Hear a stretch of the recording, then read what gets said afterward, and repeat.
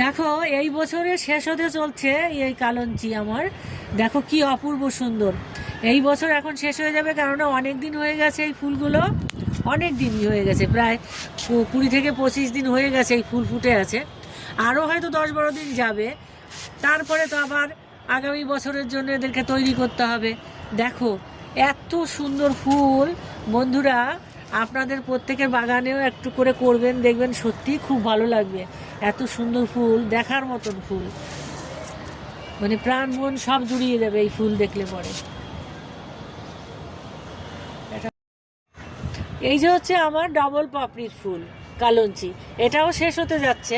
এই যে দেখো, যেগুলো আগে ফুটেছে একটু ওই যে কেমন কেমন হয়ে গেছে, তার মানে আবার আগামী বছরের জন্য আমার প্রস্তুত হতে হবে এদেরকে নিয়ে। এই বছরের মতন এরা আর যে কটা কুড়ি বাকি আছে ফুটতে হয়তো ফুটবে, তারপরে আবার আগামী বছরের জন্য তৈরি হতে হবে।